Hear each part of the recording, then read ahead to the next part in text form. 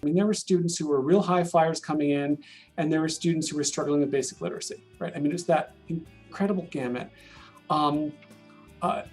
Hugely diverse racially, ethnically, and I was sort of bitten by the bug and found the mission of community college to be super important. I did work at a four-year institution between there and my current job, but I have a real passion for community colleges and the potential we have, which we do not always live up to, but the potential we have to really open doors for people for whom the doors really are largely closed.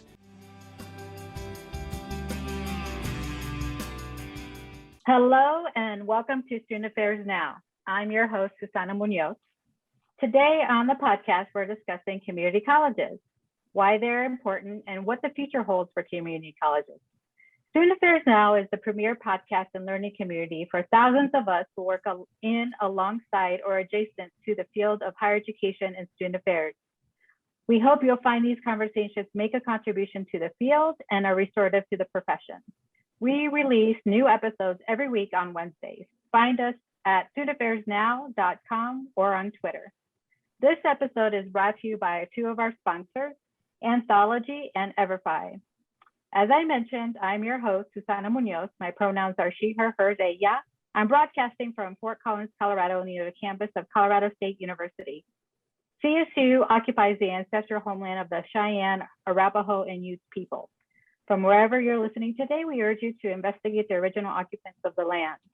I am thrilled to have the following individuals present for today's conversation. Let me introduce our panelists. Today joining me are John Hernandez, Ebony Zamani Gallagher, and Case Willoughby. As each of you introduce yourselves to our listeners, please tell us a little bit about your interest in community colleges and how you're entering into the conversation. Let's start with John. Well, hello, Susana. Thank you for having me.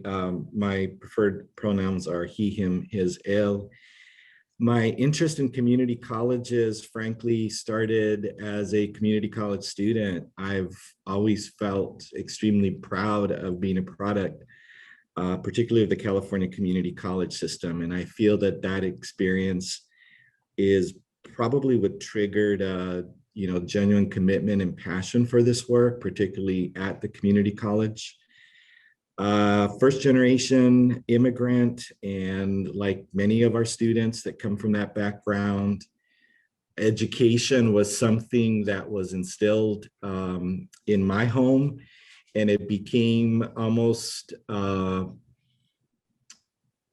a way to fulfill the dreams and the aspirations of my parents. And part of the reason for coming to this country was to provide for better opportunities. And it really helps me, I think, to understand the impact of a college education and the role it has in providing economic mobility, open doors of opportunity. And professionally, while I've had experience at both four-year public and community colleges, the majority now of my experience is in the California community college system. I'm currently at Irvine Valley College, finishing my first year. What a year to come into a new position as president. It is my second presidency, and before that, I was vice president of student services for 11 years. And I've always been drawn to the open access mission of the community college. It attracts from the most highly talented student to that student that just needs a second opportunity and a fresh start. And we have such a multifaceted mission, whether it's transfer, certificates, associate, workforce preparation and training, adult education. So I feel that it truly meets the needs of our community, which is, I think, why that community in front of college is so meaningful and significant. Thank you. Let's hear from Ebony. Sure. Hi. Thanks for having me. My pronouns are she, her, and hers.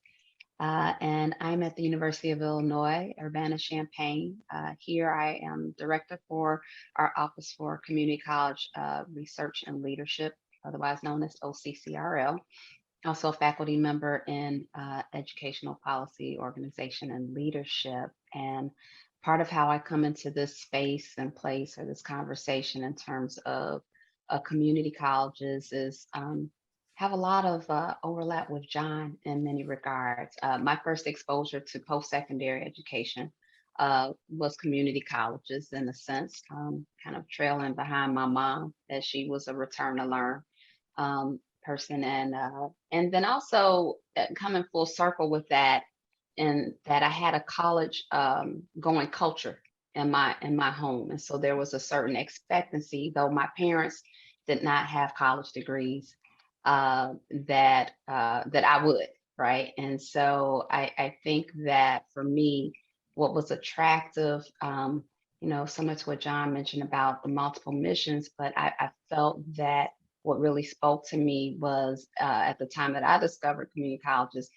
I saw reflections of self. As I was reading about the colleges and this whole notion of the people's colleges and democracy's doors, and very passionate about the trajectories of Black and Brown folk in particular, and then finding out that a critical mass of us as we enter post-secondary are not at the door sills of institutions like Illinois, but at community colleges. And so how do we help students to navigate more open systems, to more selective ones, and think about how the community colleges are a game changer and foundational for further education, gainful employment, and just enhancement of, one's overall mobility. So that's basically what got me. Thank you. Okay. So as everyone has said, Susana, I'm so happy to be here. Thank you for inviting me. And when I found out I was going to be on a panel with John Hernandez and Ebony Samani Gallagher, I was just kind of tickled. So my name is Case Willoughby, pronouns he, him. I currently serve as the Vice President for Student Affairs and Enrollment Management at Butler County Community College. We are in Western Pennsylvania, an hour north of Pittsburgh. I have a bit of a bizarre career trajectory that kind of landed me in community colleges, and I'm extremely grateful, but it was not expected. So I'm the product of kind of highly selective snooty schools, and was working at Columbia University. And also although I have like the higher ed degrees kind of thing, I also did a degree in Hispanic civilization out of pure joy and love, and it was in Spain. And at my time at Columbia, there was an opportunity that appeared at this little school called Hostos Community College in the South Bronx. It was a transitional bilingual public community college, literally built to serve the Puerto Rican community. That was, when it was built, that was who was in the South Bronx. The demographics did change. And I kind of took a leap of faith, and it sounded fascinating, and I kind of believed in the mission of community colleges, and the position seemed right, and they wanted, I knew some students would be Spanish speakers, and I spoke Spanish, and I kind of took this leap, and it was the most extraordinary, mind-bending, welcoming, affirming, challenging experience where I met students who had extraordinary aspirations, had this incredible diversity of preparation. I mean, there were students who were real high flyers coming in, and there were students who were struggling with basic literacy, right? I mean, it's that incredible gamut. Hugely diverse racially, ethnically, and I was sort of bitten by the bug and found the mission of community college to be super important. I did work at a four-year institution between there and my current job, but I have a real passion for community colleges and the potential we have, which we do not always live up to, but the potential we have to really open doors for people for whom the doors really are largely closed. Thank you for that. I see there's like a theme happening in terms of definitely having sort of this culturally centered environment, but also the self-reflection of self in community colleges.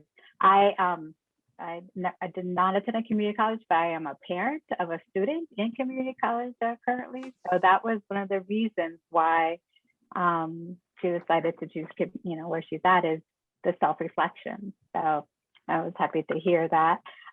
So first, what I want to ask is, what role should or do community colleges play in the field of higher education? And that's a very broad question, but I wanted to see how do you want to tackle sort of like what is the primary role that they should be doing within our field? Ebony, do you want to get started? Sure thing. I think there's a critical role of community colleges. I mean, for me at least, again, part of the attraction in terms of thinking about this segment of post-secondary was, and as Case mentioned, there's so much promise. There's peril, but there's promise. And the promise was that, post-secondary shouldn't just be about the elite. It shouldn't just be about perpetuating elite interests. And so community colleges really are a time where what was ushered in was a massification of higher education. Not to say that there still wasn't segmented opportunities or stratification occurring, but that, again, there was this kind of sense that people should have the opportunity to have an on-ramp, and that for some communities, if it were not for the community college, there would be no post-secondary opportunity, right? And so in that sense, there's a critical role. Community colleges, and I liked how John put some emphasis on the fact that community is key in just the whole way of framing, even though we have seen trending institutions seeking to drop community from their name, right? That's a whole nother conversation. But when we think about how they're nested within their local communities and the extent to which, again, this critical role as it relates to local industry needs, workforce development within the community, but that has ripple effects for a state, for a region, in terms of not just the kind of academic programming side, but the skills and the trade side of it.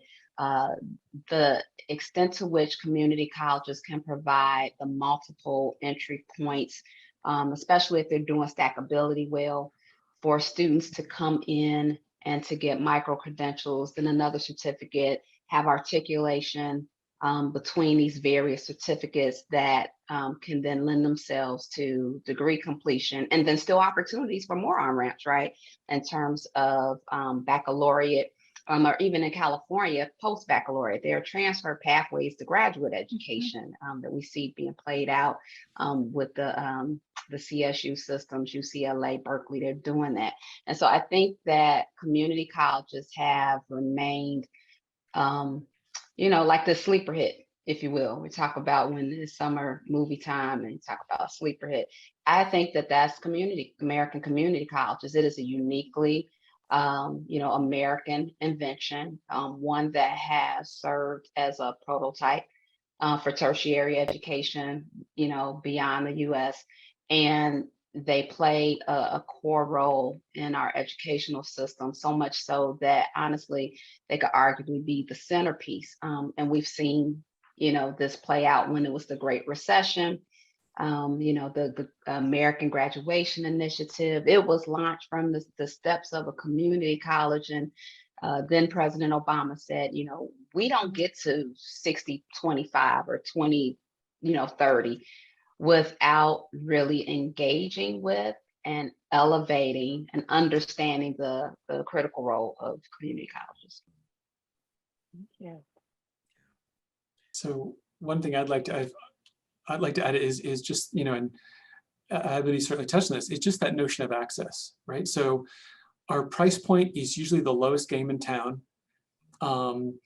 It is largely, not exclusively, we're largely commuter institutions. So that really saves costs for folks who are thinking, just add $15,000, $20,000 if you're thinking about a residence hall experience. And although those can be beneficial, I agree, those can also be prohibitive.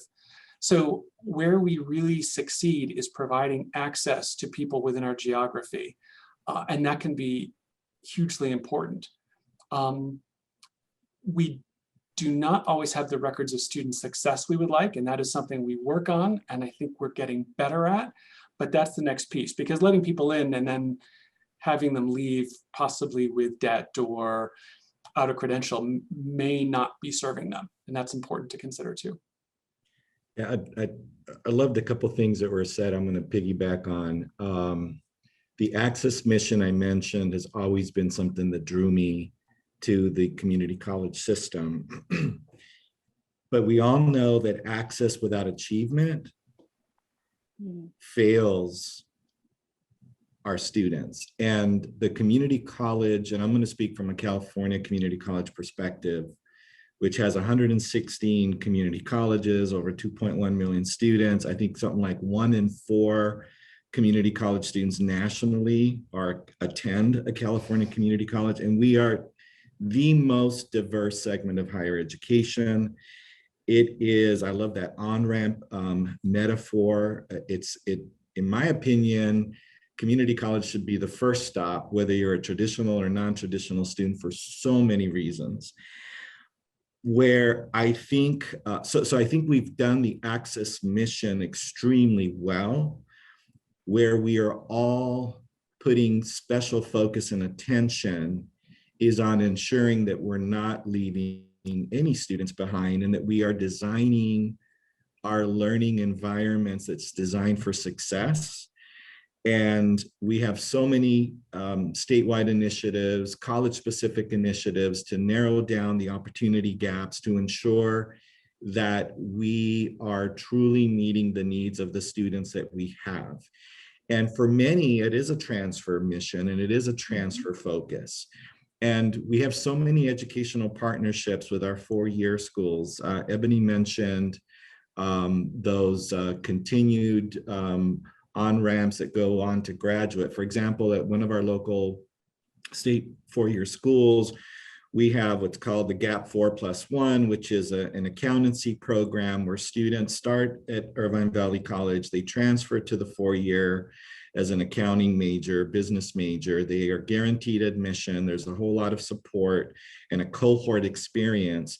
And then they are, after they transfer, they're able to finish a 1-year master's in accountancy, which is like the 4+1 model.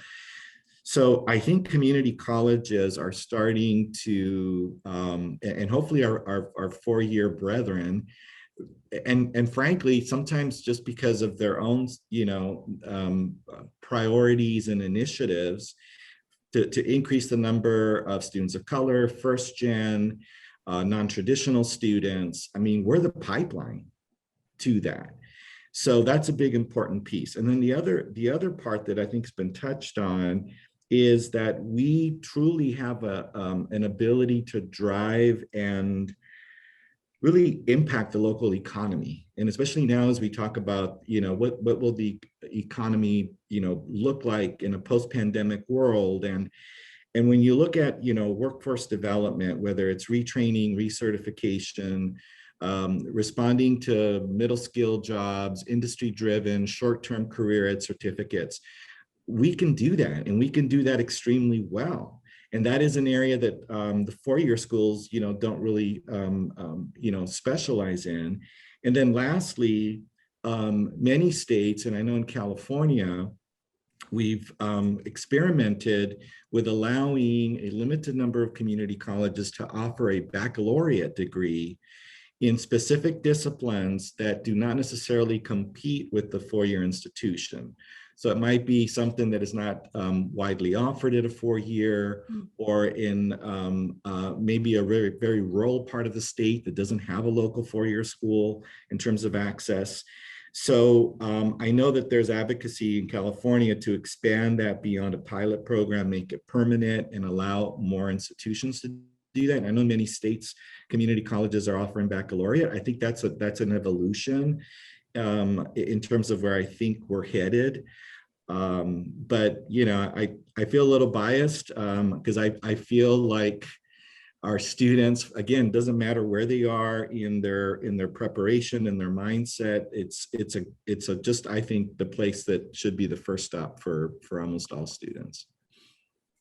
Yeah, no, I love that you said that in terms of, having perhaps being sort of the continuation of, this high school, and then there's, a community college pathway for all students. And so, one of the things that many of us heard during the election cycle this year was this idea of free community college.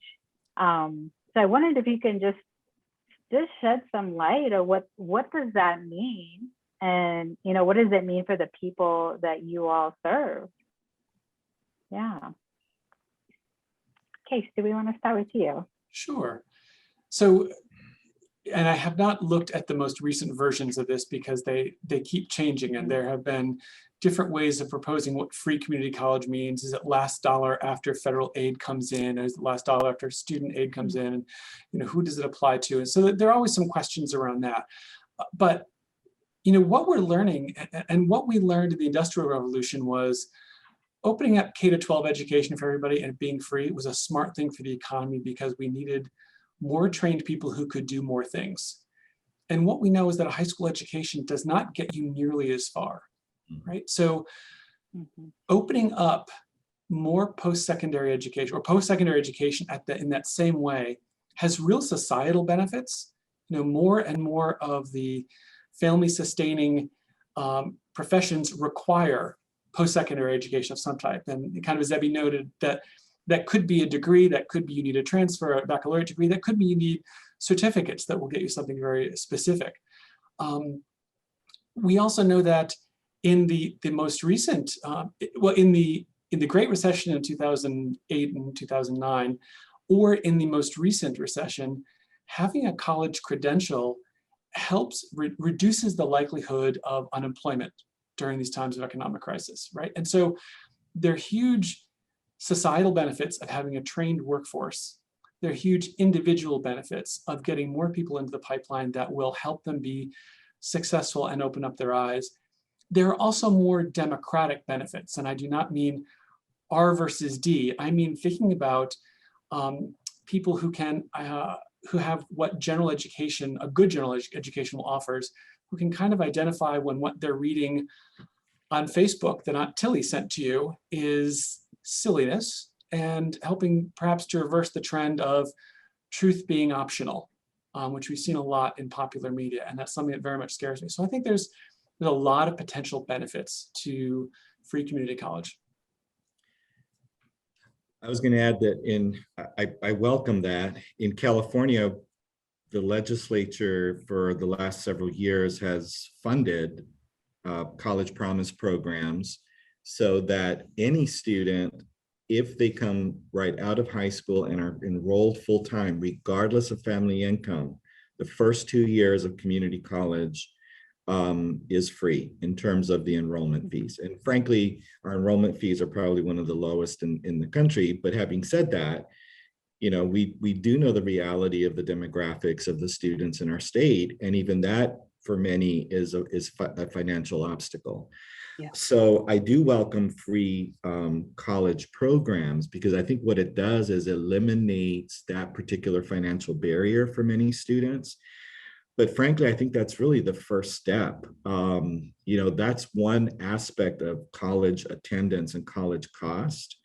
I think I'm seeing a continuous investment in zero-cost textbook programs, open educational resources to help address the issue of textbook costs.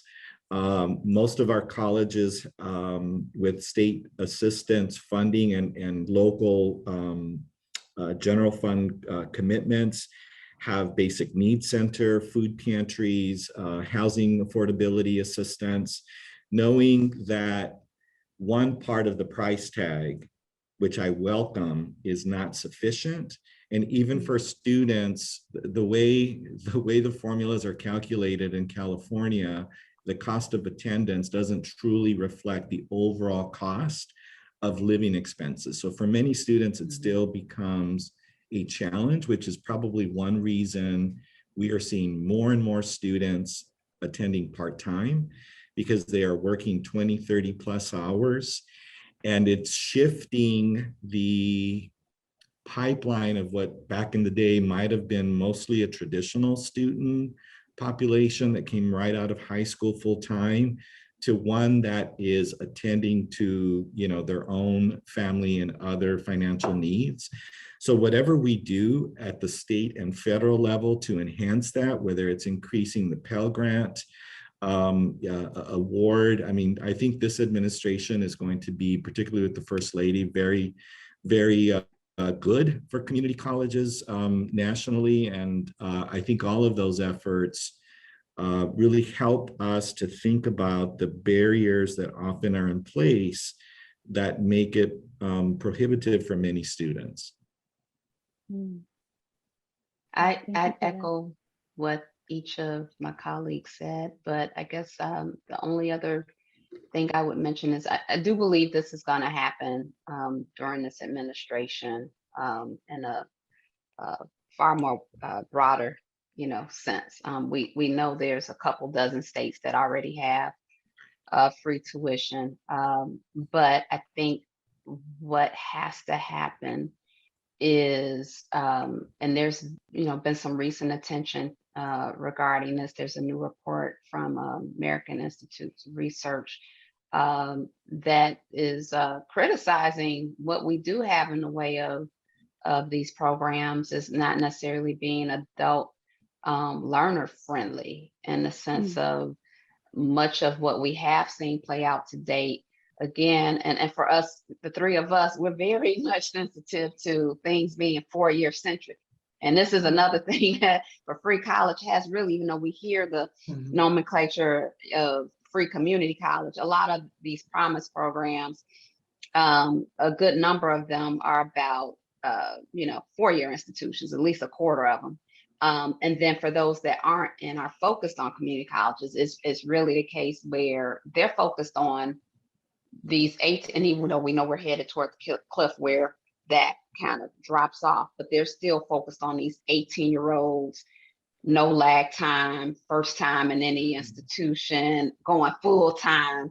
And so it's not meeting the need. And back to what Kay said about, so as you think about who our learners are and the variation in terms of, well, where does it kick in? This is a last dollar at what point, before this or after that.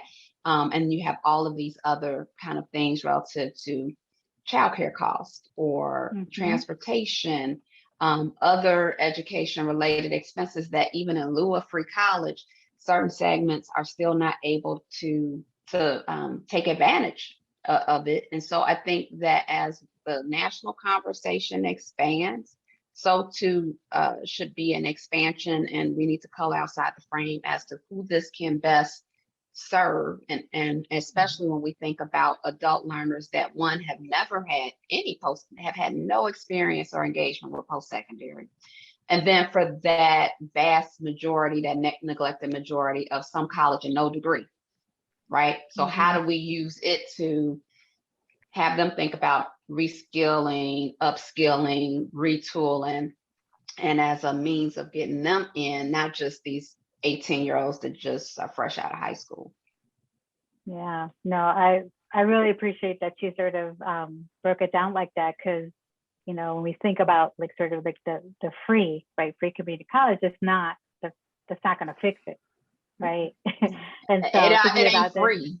It's discounted, right? Just like when people say, you're at a state institution, I'm like, yeah, we state located, not always state supported, right? Like that's different too, right? We see this investment in higher ed in many states, and just like open door doesn't mean open access. So we got to really kind of interrogate some of those ways in which we describe these measures. Yes. No, I appreciate that. I think for many of us that just hear it, don't unpack the nuances of that. So thank you for that. And just sort of a related note, in terms of COVID, what were some of the lessons that community college gained from the COVID pandemic? I know many of our institutions are rearing back, getting back to on campus, and I don't know if we've taken the time to just sort of pause and think about, we don't want to go to the ways that we were normally operating before. What can we do and take advantage of an opportunity to think about new ways So I wondered if you all could shed a little bit about that. So John, do you want to get us started? Yeah, in several of the virtual chats with the president that I hosted with faculty and classified professionals, and certainly did it with our managers, you know, have had conversations to help people reflect and think about the ways that the pandemic helped us to think and respond differently in how we provide telelearning, support, and that there have been some good things that I would hope we don't just hit the reset button and go back to the status quo.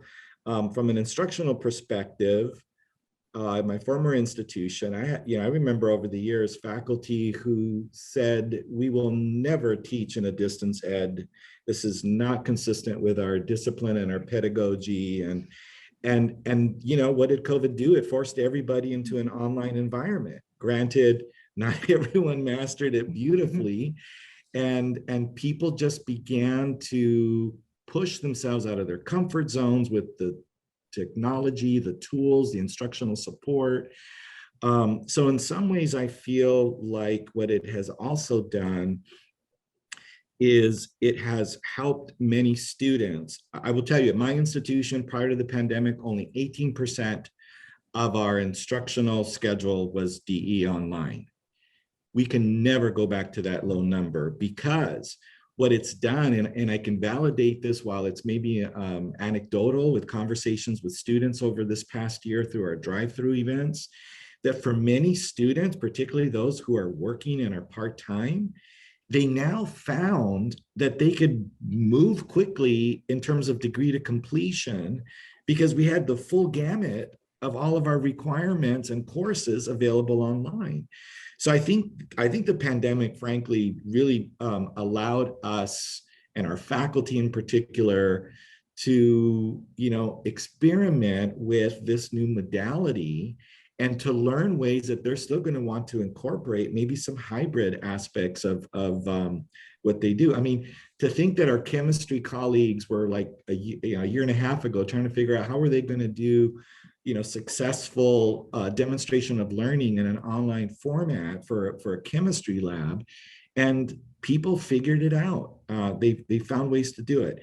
The other thing, and so I'm obviously focusing on the good. There's also a downside to all this, but I did want to say that student engagement and participation, we've seen a tremendous increase, whether they were workshops, counseling appointments, support services, tutoring, town halls, you know, and so now we have folks in our library, in our career center saying, in terms of an access perspective, we've got to continue to offer much of our support in an online modality, because the expectation, particularly for students who are part-time and working, to have to drop everything and come physically on campus when we have the way to reach and touch and be impactful, I think needs to happen. And then the other thing I would just say is that, I mean, it's just so beautiful the way we all mobilize to do laptop loaners, to do Wi-Fi hotspots, to do a series of drive-through, to provide food assistance and other kinds of mental health support. But there was, in my opinion, a huge downside. For so many of our students, the sense of isolation, the lack of engagement, for some, an asynchronous learning style where they kind of had to do it on their own worked for convenience. For others, they lost a sense of community, of structure. We've had to ramp up our mental health support. We've seen a decline in the state, I think nationally, in enrollment. We were pretty flat last year. We're pretty fortunate. But the students we're losing, I think, are the students that are the most vulnerable to begin with. And then, of course, there's the challenge of our students. When we did a fall and spring survey, we found we were doing a good amount of intervention and support in providing the technology, the hardware. But for many of our students, they were still struggling, living in multi-generational families, not having a quiet place to study, competing with a Wi-Fi connection, and just feeling isolation. And so I do believe that the pandemic taught us the best, also taught us to look at where our students were most in need. And I think we're still redefining what we're going to look like this fall and let alone the spring. I'm hopeful that we do pick up those lessons learned and apply them in a way that helps us to think differently about how we deliver educationally purposeful learning environments. Thanks for I have that. oh, I'm sorry, Susana. No, go ahead. A couple points following up from John, because I really underscored. Well, I mean, I think the nationwide drop was about 10% in community colleges nationwide. That's roughly it. If it was 8 or it's 12, forgive me. And I think that's exactly what John is saying, is the most vulnerable chose not to go to college that year. Yep. It was scary, it was unknown. If you're already on that edge, maybe not. I'm worried that we lost a whole high school graduating class of students who may not come back ever, right? That's one thing that very much concerns me. On the positive side, the side of never letting a good crisis go to waste. In December 2019, I called together a meeting that would happen on March 11th, 2020, right? So I called this meeting together because we didn't have any fully online degree programs. We had a lot of online courses, and we were about to kind of trip over into some of our degrees will now go fully online. We don't want this to just happen and stumble into it. We want to be intentional, purposeful. Let's do this thoughtfully, and we were going to plan it. So on March 11, 2020 at 8 a.m., there was a conference room of about 18 people maybe, vice presidents, cabinet members, deans, student affairs leaders, publicity and marketing people, and 3 whiteboards the size of the one in my office. By 11 o'clock, it was written top to bottom with all the stuff we had to do to get online going for fully online programs the way we wanted to. Around 11 o'clock, all the cabinet members in the meetings, our phones were bouncing, and we were called to cabinet. There was a COVID question, something happened on campus. We all went home by 2 o'clock that day, and then we closed like the rest of the country. So, we had this 3 whiteboards full of stuff we needed to do before we could be fully online, and we were hoping for fall 21, and yet 9 days later, we were fully online. I mean, I think we had the most ironic story of COVID. What it taught us, though, was, that's definitely not the way to do it on purpose. There were lots of bumps in the road, lots of things we had to figure out. Parts of our enrollment pipeline just didn't work online at that moment. Some professors who had purposely never taught online now suddenly had to. So definitely not the ideal on-ramp. But what we learned is we can do this. So now we have to do it, because although lots of students still will want face-to-face and will succeed better in that environment, for a student body who is facing multiple commitments, child responsibilities, work responsibilities, so much more than quote unquote the mythical traditional undergraduate student, online is such an amazing opportunity that we owe it to our students to do more of it and keep doing it better. And I think we've learned that we can. Agreed. Mm-hmm. I guess the only thing I offer, just in piggybacking off of what Case just shared about online, is to say that, some of the lessons learned, while we know that we all had to quickly pivot, is that we want to be attentive to thinking about and disaggregating the data to understand that there has been disparate impact of COVID, and not just COVID, like racism was a pandemic before COVID. Mm-hmm. So we have parallel pandemics. There's been a cluster of crises in terms of leadership for folks out west, the climate, the economy for us writ large, alongside, right, a health crisis that's global, and a racial reckoning. And, as I think about, so colleague Linda Garcia, who's the ED of CESI at UT Austin, our Center for Community College Student Engagement, and some of their work specific to community colleges and the impact of COVID, like their data is definitely showing that, Black and Latinx and Indigenous students, Native American students were more likely to report having trouble keeping up, right, with their classes in this pivot to to online. And so in contrast to their white counterparts in terms of the coursework.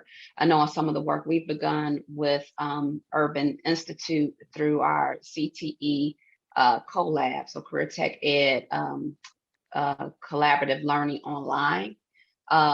We're also seeing some of that play out and wanting to be intentional about now that, as Case and John mentioned, that we see that we could do it, we want to do it, but now we can come in with the intentionality of not just having to do the quick pivot, but to be purposeful in terms of making sure that we embed equity consciousness in how we do online in terms of, are there culturally relevant materials embedded?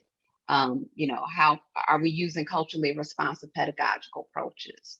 As we disaggregate the data and look at who the participants are in these online settings as well, who might be struggling in terms of digital literacy pieces, broadband access, the logistics of that beyond just the content of the course, and working with and thinking about how do we queue up technical assistance, how do we do coaching with faculty, and program leaders around the bundling and the sequencing of the courses, and what would make sense about what might be gateway pieces and how do we reorganize when those come in so that students don't get cooled out when we think about stuff but math, particularly if it's not applied math, or how we replace it and maybe have a stat or something else correct. How do we encourage, and I know in California, y'all are, kind of a litmus test of what we can aspire to in some ways when it comes to getting ahead of it, is the expectation in many cases that faculty do some that equity walk with the talk, right? And so are you actually creating a syllabus that is equity centered? And just because you and your institution say you're equity mindedness actually doesn't equate to being equity action oriented. Like you can think about it, you can have the awareness, you can have the knowledge, but that doesn't mean you have the disposition, the wherewithal, let alone the action step. So how do we, as one of my favorite colleague friends, Michael Baston, who is a community college president, he's always telling folks, you need to, there's statements and then there's the steps, and you need to step beyond your statements. And so I think COVID has taught us that, especially in lieu of it happening parallel to the racial pandemic, right, is enough with the platitudes, right? So what is it that we're doing when we talk about how all of this plays out? And then another thing that, again, kind of going back to the free community college piece, not apples to apples, but who also is, again, being overlooked are adult learners. This 25 plus, learner, the one that needs to upskill, reskill, retool. We're seeing that where the data is showing that the pandemic, when compared to other, age cohorts of students, are struggling more, right? Because their incomes have been drastically impacted in a different way than our traditional college age student who is an emerging adult but still has mom and dad as a soft land. And so that we gotta think about, these household financial situations, because that has been a large part of the students that we've lost at our colleges. Because I got to keep lights on, I got to put food on the table, and I have dependents, and so I can't re-enroll for spring. So we got to keep all that forefront.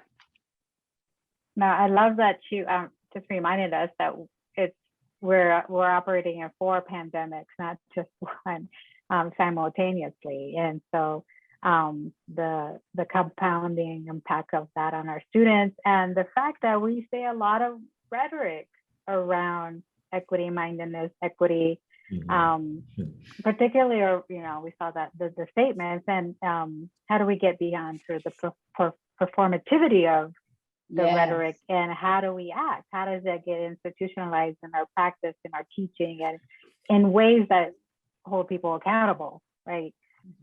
to those values. So, but yes, thank you for that. So I have devised some questions for each of you. So I'm going to ask you each to just to sort of take a step. I know, John, you are a community college president. So I wanted just to see what are sort of some of the more challenges and the rewarding aspects of your role, but also your emerging HSI.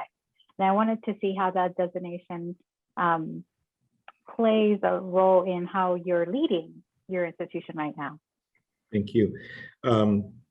As I think of what are some of the challenges that I often struggle with as a president, I think navigating the often competing expectations between external stakeholders, internal stakeholders, and granted, even within internal stakeholders, it's not homogeneous in any way in terms of expectations and where you put your focus. One of the things that often frustrates me are statewide policies and regulatory oversight, at least in California. Community colleges grew out of the K-12 system, and when you look at our ed code and our mandates, we are so much more aligned in the K-12 system than we are with our higher ed partners.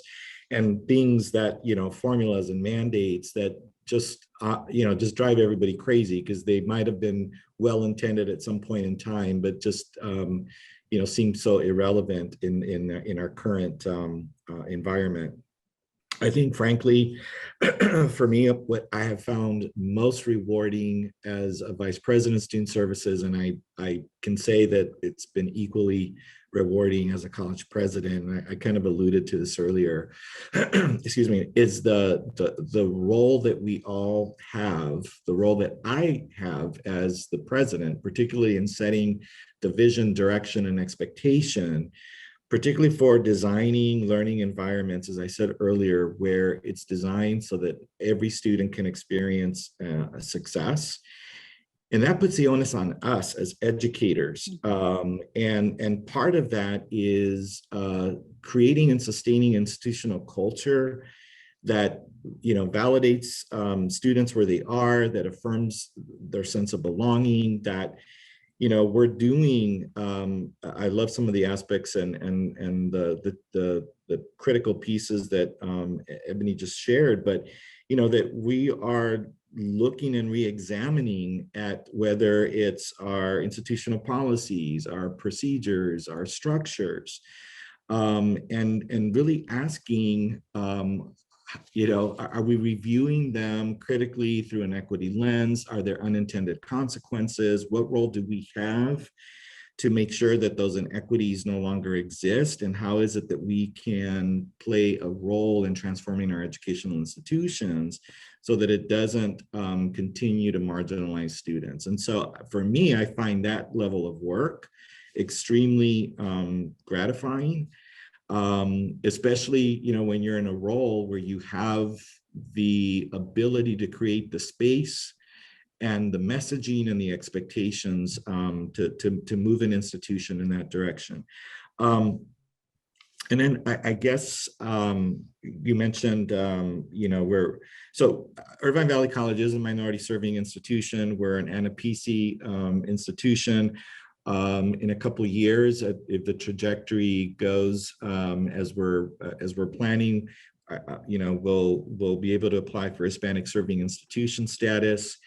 I think the way that also shapes the way I lead is that I try to be as authentic when I come into a space that it's part of my lived experience, and that ultimately is how I lead. And so, just recognizing, the intersection of my identities as an immigrant, as a first generation, as a Latino, gay, cisgender male, those are all aspects that shape and influence my experience. And my educational journey, I didn't see a lot of people that looked like me, that represented my multiple identities, particularly in leadership roles or faculty roles. And so I frankly, as even in high school, community college, I never imagined that I could be shaping and influencing educational environments and never imagined that I could be where I'm at. So I do feel that, part of my work is about inspiring others, instilling hope. And whenever we shatter, any barriers, regardless of whether it's who we are, I think it really opens up a sense of opportunity and hope for students. And I'll just share quickly, because I know we're running out of time. When almost a year ago, when they announced my appointment and they had, my picture and whatever on the banner on the web page, I received an email from a student who I've never met. It went to the generic president's office email. He happened to have the same last name as I did, Hernandez, and emailed me and just said, I saw the web page and I've never seen another Latino in a leadership role. And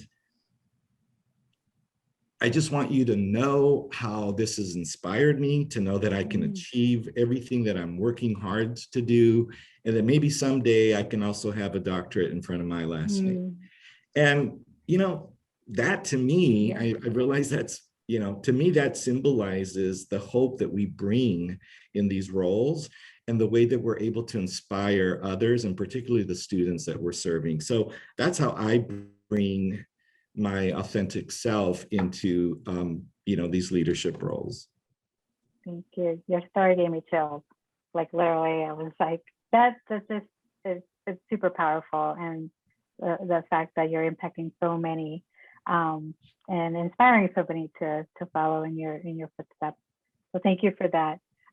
Ebony, I'm going to turn over to you for a little bit. As a faculty member and a researcher who examines community colleges in multiple ways, what has surprised you and about the ways in which scholars are researching community colleges? Maybe how should scholars be approaching community college research? I know, not an easy question, right? Yeah, it is, in the sense that, okay, so here's, me long enough. Case has a good sense of me too, and John, I know will appreciate this. I'm gonna call a thing a thing. So here's the thing. We got a lot of Johnny come lateless. Okay, 3 of us ain't new to this. We true to this. But we got a lot of Johnny come latelys. And so by that, I mean that what is happening now in the sense of some of the research around community colleges, dare I say opportunistic from some in the research community. So we have a new administration in particular, our float is unapologetically, unabashedly, an advocate, a champion for community colleges. And so we see that the pendulum is swinging where additional attention, resources, and the like are going to be channeled toward that end. But we saw this happen before, right? So during the Obama administration, those first 2 terms, all of a sudden, community colleges are the Cinderella of the ball. And I remember getting emails from some folks where it was like, hey, so can you send me a reading list? And, I want to do some community college stuff. I want to, and I was like, oh, before you weren't thinking about community colleges. But you see that there's an RFP over here and an RFP over there. And so now you want to couple up with people who've either been doing this, right? Where this is not something new in their portfolio, but this is kind of the mainstay and centerpiece of it, and trying to catch up. So that said, there's some, when you talk about how should people approach community college research, one, be authentic. Don't come through with this interest convergence where it's kind of apparent that you're just on the bandwagon, because this is, and we see that with STEM sometimes, like people just doing stuff where that's what's hot, that's what, because I've been around long enough where there's many a conference short of going to Council for the Study of Community Colleges or AACC, like Community College League for Innovation. community college specific spaces where peripheral at best, right? You lucky if you could count past one hand how many sessions across 3 and 4 days were around community college matters, right? Again, outliers to that would be ACPA, in the sense that they have a nearly 6-decade-old commission on 2-year, well, it's not 2-year student development, or student development in 2-year colleges anymore. It's just community colleges, right, at this point. But the point is, for me, that was organic. And me being, I felt like, I know Tiffany Haddish say she the Black unicorn, but I was like, I'm a unicorn with you, girl, because coming into the space of ASH back in the day, the Association for Study of Higher Ed, or other, of these professional organizations, we were never centered as mattering. We were always on the margins as community college scholars. And so because we had never been a part of what was the dominant discourse, right? I'm giving people side eye now that are kind of like, ooh, I do transfer, I do this, or they dabble, right? So that kind of thing. So when you say, what can folks do? One is come from a place of authenticity and care about the work, and not interest convergence. 2, or being opportunistic. 2 is there's none but space, room, and opportunity. Okay, you want to get in, fit in, you can make a splash. Don't dip your toe, dive. You can get some. Okay, so we need lots of stuff that folks can attend to. Who's dissertating out there? Listen. Okay, I'm gonna give you a little sneak peek. Okay, we got enrollment crisis right now, right? We just talked about a cluster of crisis right now. So what's happening in the community college space about that? Because again, what leads is often this 4-year centric thing. Campus climate issues. Come on, community colleges got racialized realities, but we don't hear about that. Even though if you unpack the data, my colleague Luke Wood and I did some work where we looked at, issues of like crosswalking, Anti-Defamation League data with FBI crimes, statistics reports, and then looking at what we have in the way of what the Department of Ed is getting from the colleges. And we're seeing the same trajectory that's happening in K-12 or 4-year for the 2-year sector, that hate is on the rise on these campuses. And when you unpack the data in terms of reported hate crimes, that the highest category, the leading category, are racial hate crimes. Okay, there's some research for you. We need work on executive leadership and training these professional training programs and the changing of the guard. We had what we thought was going to be this bubble where all the boomers were going to make an exit. We had the Great Recession. What was projected as this exit didn't readily occur. So then there was a bottleneck in terms of some of the advancement opportunities, unless people are really mobile.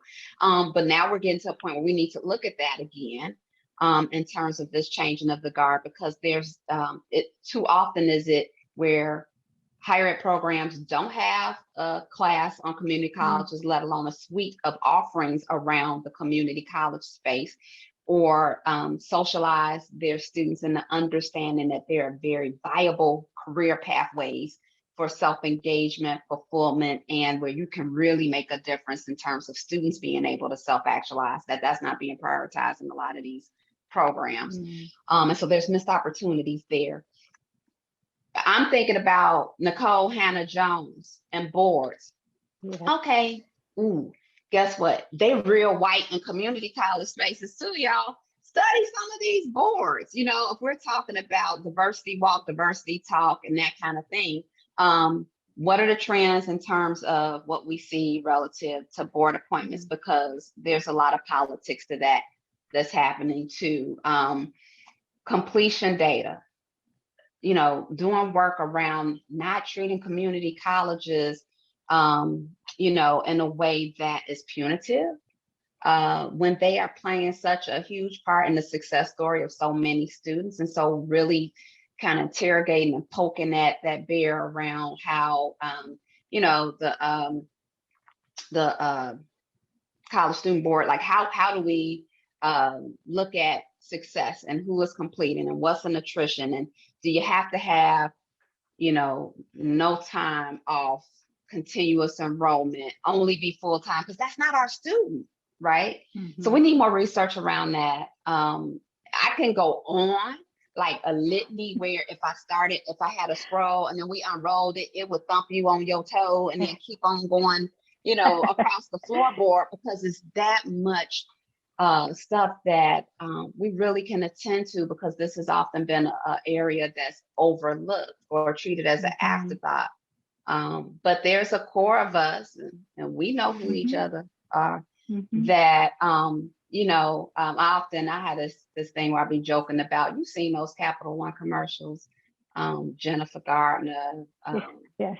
My boy Sam Jackson, they be like, what's in your wallet?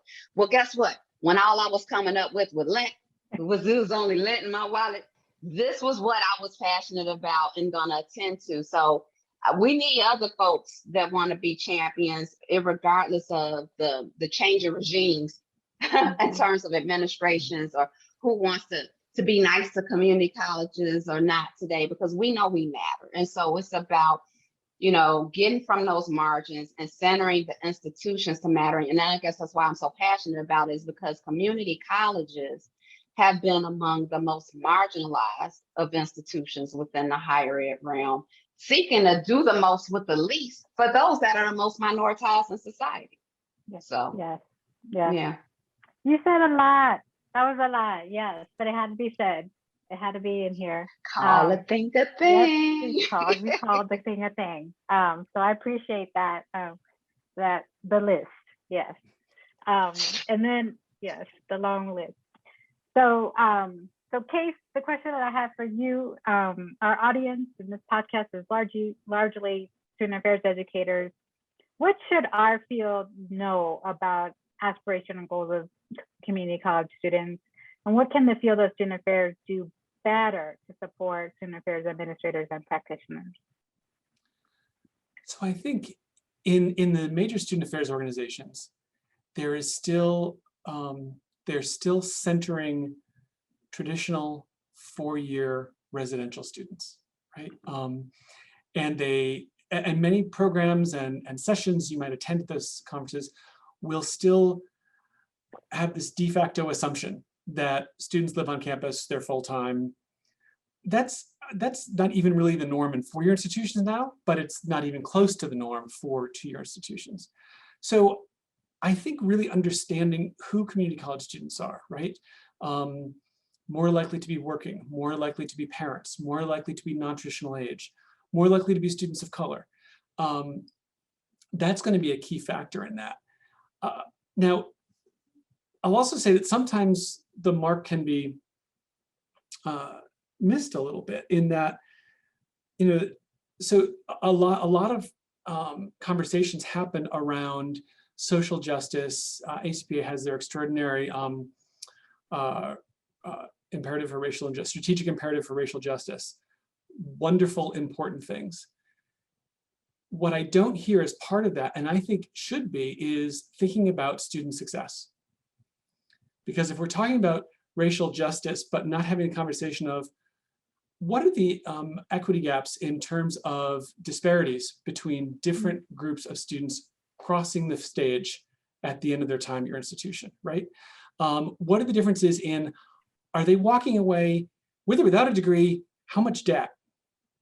We have a huge student debt crisis in the country, and it saddles people for years. And if it saddles you without a degree, that is a huge burden for decades, right? You can't get out of that debt. That is, you can't even get out of it with bankruptcy.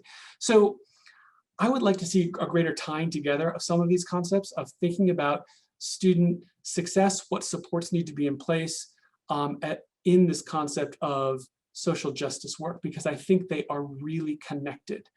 I would also say that,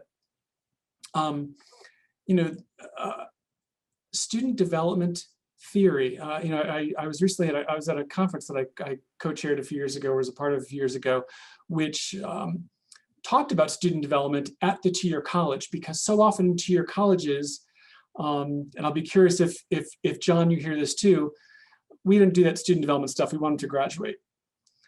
As though it's separate, right? If you're helping students grow intellectually, emotionally, interpersonally, interculturally, those skills are also going to help them cross that finish line. Oh, and also be more successful, whether they're going on to a four-year institution or whether they're going on to the world of work, right? These are not things we should disentangle. These are things we should think about holistically, specifically.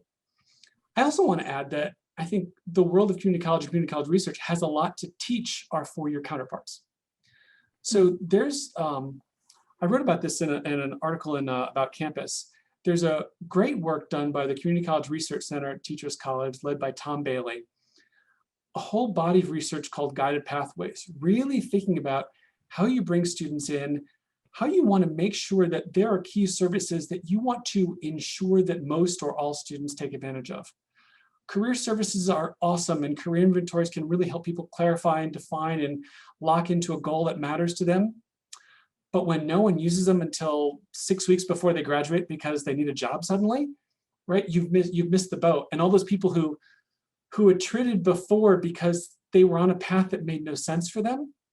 So Guided Pathways is marvelous, and I'm not going to even try to discuss it now.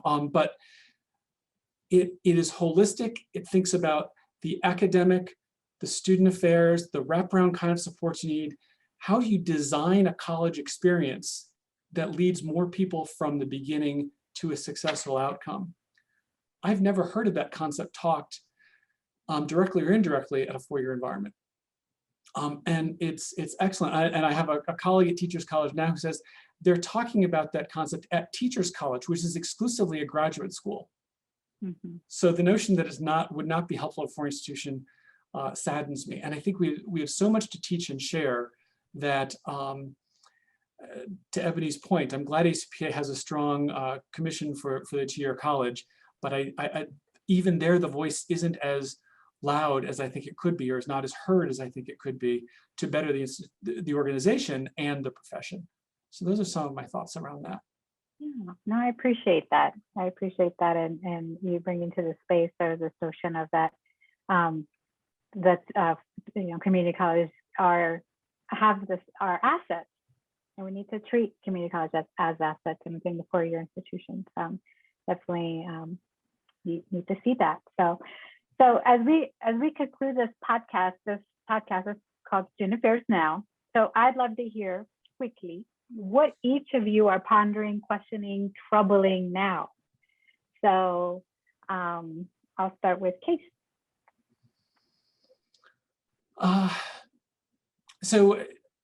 And I can't say this is particularly exclusive to community colleges. This is higher ed in the US. As we're in a time where alternative facts are indistinguishable in some corners from researched verifiable information. We're at a time where politics is directly interfering in what is taught in institutions of higher education. What we're allowed, the notion that governors and legislators are getting involved in curriculum, right? Not saying it'd be great to study this because we have a labor industry. I don't mean that, but in sort of starting to censor, right? Starting to really do that. I'm nervous about its impact on democracy, about our ability to really prepare young people and non-traditional people. Ebony, I heard your words in my head before you said them, right? So, but our ability to prepare our graduates and our former students to engage effectively in democracy and to identify, call a thing, to identify the BS when it comes across their Facebook feed or their Twitter feed and realize that this is not useful information, right? We saw how this played out in the pandemic, and it's harming all of us. So these are some of the things that I think are the big challenges. Student Affairs has a role in that. I am unsure what it is, but we're going to keep fighting the good fight on it. Thank you. John. Well, I will just focus it from my institution's perspective and where we're spending a lot of our energy this coming year. And again, I'm just coming up on my first year anniversary, but one of the things that it was very clear in the search process was that this institution was looking for leadership from the top all the way, through the organization, but particularly from college president, to lead us in a intentional direction where there was already a commitment to student equity, social justice, and to really re-examine our institutions in a more critical way than had been done before. And a lot of wonderful work had been happening organically prior to my arrival. And this past year, I think we've spent some good space and time having conversations, having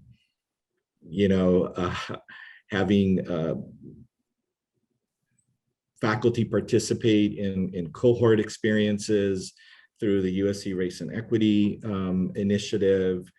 We used From Equity Talk to Equity Walk as a primer for intentional conversations and planning. And so I think we have a unique opportunity, and I know that there are pivotal points in history that we probably have failed to act, and I feel that, frankly, if we don't truly put into place some action-oriented work, then all we're doing is playing lip service. And I get the sense, at least from a very critical core at my institution, that we're ready, we're poised.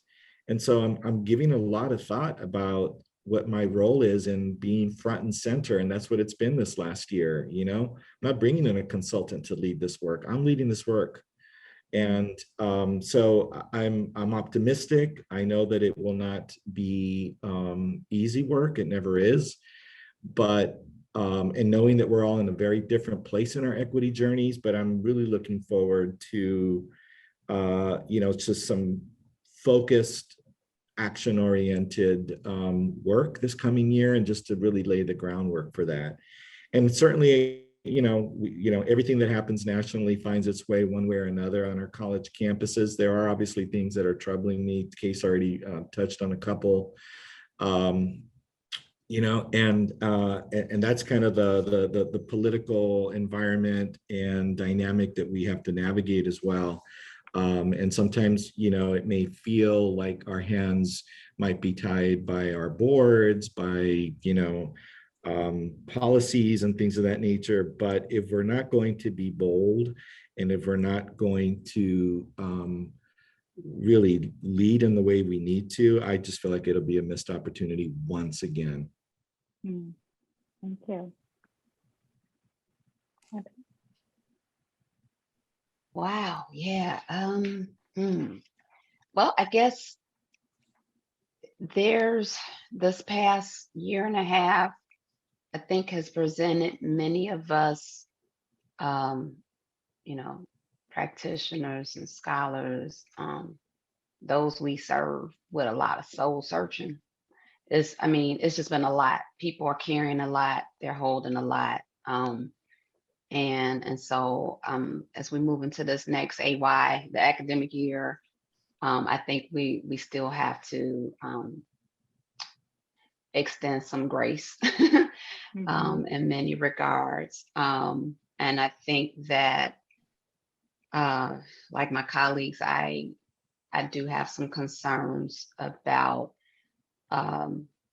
what is quickening in terms of,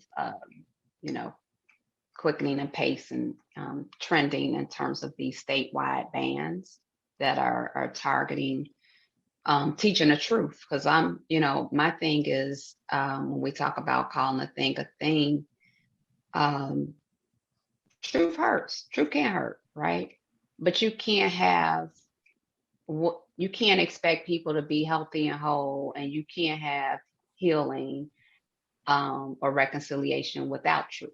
And so I think this next year, certainly in many classrooms across the country, and it was recently, I think, there was some summer session classes at I saw headlines at a few different community colleges that were paused and or canceled, where, I was an instructor in, I think it was Oklahoma, where she said, I didn't even mention critical race theory in my class, right? And so I think that there's a way in which CRT is misunderstood, is being co-opted as a concept, and that the way in which these bills are misconstruing, this we gotta really prompt people to think in a more nuanced way about what is going to be, because it's a chilling effect, I feel, that's going to happen on teaching and learning across the board if this happens. Because think about how paradoxical or how ironic it is that we can have just passed Juneteenth, but we actually can't really teach about the antecedents to why we would even have such a holiday, right? Because there's the censorship on, oh, don't say anything about slavery, don't say anything about inequity, don't say anything about racism, don't mention certain gender identities or sex, it's this whole sweeping, kind of a thing, which is so interesting because much of the focal point has never been squarely on the fact that the canon is, part of how dominance functions, as Jason Katz says, is by remaining unexamined. And so we're at a really critical juncture where there's pushback from school districts all the way through community colleges and universities that I think is actually going to continue to heighten. And so I'm interested in see where we are as we move into the fall and through the spring of this next academic year. But that said, we're going to stay the course as Tia McNair and Estella Ben Simone. We're gonna walk our talk, our equity walk, our talk, in terms of how we really try to hold ourselves accountable. Because the company I'm in, we don't do this. It's about all of us kind of collectively understanding that we could ill afford a throwaway group, and we can not just put the onus on students or victimizing students, but to understand that there are more structural and systemic issues at play, so that once we can kind of, get at those layers of the onion of individually and personally or interpersonally and institutionally, then we can start moving the needle and chipping because we got to get honest with that though, right? We got to be truthful. And so you can't chip away at the structural impediments and the systemic inequities, many of which are racialized, unless we, come bearing the truth. So it's going to be interesting to see how, it was one of my favorite quotes is truth will prevail, right? So hopefully it will. Yes. Thank you for that. Thank you for leaving us for something for us to think about, and I think y'all just gave me a lot of some hope as well as you're leading and you're researching and your institutions and your students. So thank you. Thank you again to our panelists. I'm grateful for your time and for being guests with us today at Student Affairs Now. I want to thank our sponsors, Anthology. Transform your student experience and advance co-curricular learning with Anthology Engage. With Engage, you're able to easily manage student organizations, efficiently plan events, and truly understand student involvement to continuously improve your engagement efforts at your institution. Learn more by visiting anthology.com/engage. And also like to thank EverFi. Thank you for your support.